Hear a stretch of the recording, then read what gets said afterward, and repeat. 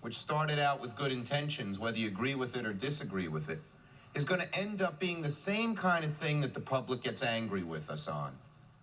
We say we're doing something, and we do nothing.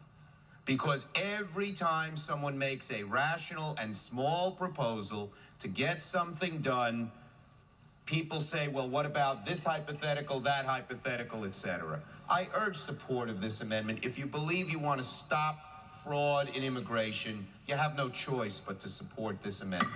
Now, we are here today to deliver a vociferous no to both the president and those horrible executive orders. They're bad for America. They're bad for humanity. They're bad for our national security, and they are against everything that is American. This is an anti-fraud amendment. Over where we go, people say, well, why can't you stop illegal immigrants or others from coming here? And the number one answer we give our constituents is when they come here, they can get jobs, get benefits against the law because of fraud.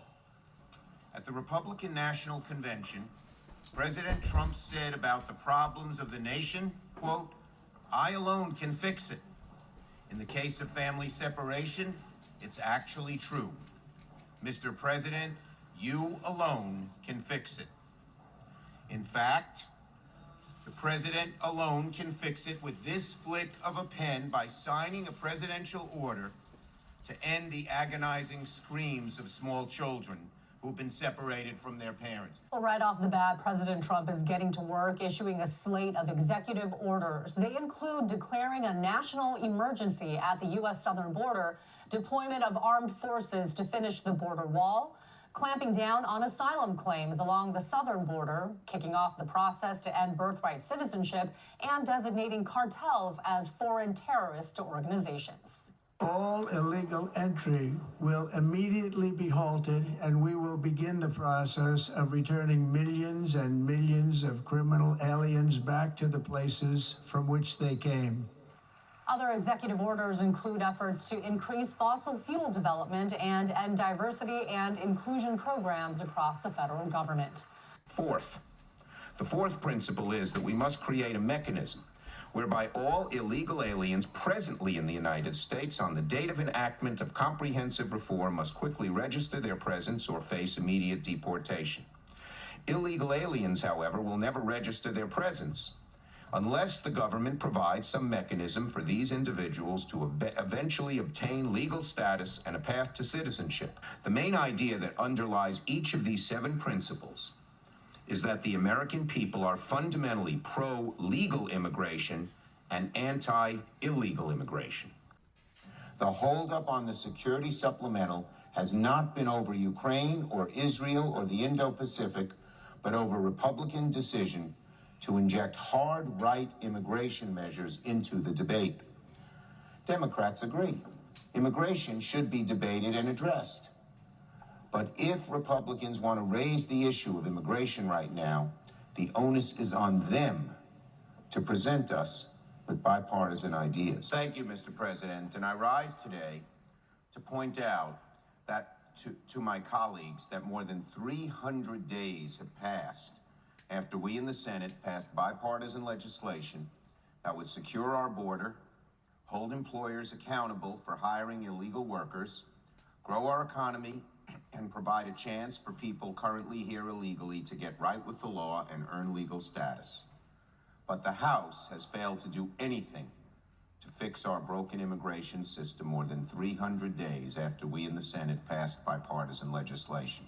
Well, tonight's the deadline for Congress to avoid a partial government shutdown. But there appears to be some movement from Democrats that could prevent this from happening. Anita's in studio this morning with the latest. Senate Minority Leader Chuck Schumer says he will vote yes on the GOP continuing resolution to avoid a government shutdown. Nobody wants to be to blame for that happening. Senator Schumer says even though he disagrees with the bill, he believes a government shutdown is, of course, the worst outcome. President Trump blaming the deaths of migrant children at the U.S.-Mexico border on Democrat when children die at the border. Those are his words directly. This is his tweet from the president. inside the White House just a short time ago. He says, any deaths of children or others at the border are strictly the fault of Democrats and their pathetic immigration policies that allow people to make the long trek thinking they can enter our country illegally. They can't. And if we had a wall, they wouldn't even try. Let's go to CNN's Sarah Westwood. She is at the White House. Sarah. That's right, Ryan. President Trump appears to be weighing in for the first time on the deaths of these two migrant children in Border Patrol custody in the past month. And his first comment on their deaths is to blame Democrats who haven't voted in the past for his immigration priorities. Now, this tweet comes as the president is alone at the White House and increasingly frustrated at his inability to get funding for his promised border wall. He's canceled plans to travel down to his estate in West Palm Beach, Florida over the new year as the shutdown rages on, and he's continuously blaming Democrats for allowing the government to remain partially shuttered, despite saying just a few weeks ago that he would be proud to own any government shutdown. And you want to shut it down. You keep talking about The it. last time, Chuck, you shut it down. No. And then you opened 20 it up times. very quickly. And 20 I don't times. want to do what you did. 20 times you Chuck, have called for, I will shut down the government if I don't get my wall. None of us have said. you want to know something? You've said okay, it. you want to put that on You my... said it. I'll take it. Okay, good. You know what I'll say? Yes. If we don't get what we want, one way or the other, whether it's through you, through a military, through anything you want to call, I will shut down the government. Okay, absolutely. fair enough. And We I am disagree. proud, and I'll We tell you what, disagree. I am proud to shut down the government for border security, Chuck, because the people of this country don't want criminals and people that have lots of problems and drugs pouring into our country. So I will take the mantle. I will be the one to shut it down. I'm not going to blame you for it. The last time you shut it down, it didn't work. I will take the mantle of shutting down. And I'm going to shut it down for border But we security. believe you shouldn't shut it down.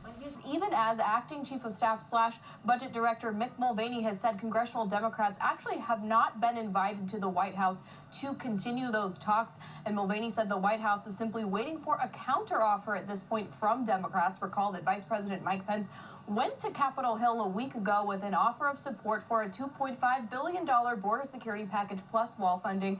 That's an offer the Democrats rejected. The White House is also adopting a new tactic, which is to try to create distance between Senate Minority Leader Chuck Schumer and the likely next House Speaker Nancy Pelosi. They've been saying that Schumer might be willing to cut some kind of deal that could end the shutdown, but Pelosi, because she is has yet to have her speakership race, is not willing to accept a compromise. That's why they say the government remains closed. And Sarah, we should point out that the White House is saying that Chuck Schumer is willing to make a deal. We have not heard that from Chuck Schumer, who would be the person who would be an important part of that equation. While the CR bill is very bad, the potential for a shutdown has consequences for America that are much, much worse. Therefore, I will vote to keep the government open and not shut it down. Why has this become so hard to communicate within your own party? Okay, there's a huge anger at Trump, and it's justifiable. And people think that he's doing horrible things. People think he won't obey the law. He has said he wants to be a king. Right. And so the anger says just stand up to him, which we are doing in many different ways. But you got to be smart when you stand up to him. You got to pick the fight, just as Joe mentioned what happened in the Congress when we were there. You got to pick the fight that's smart.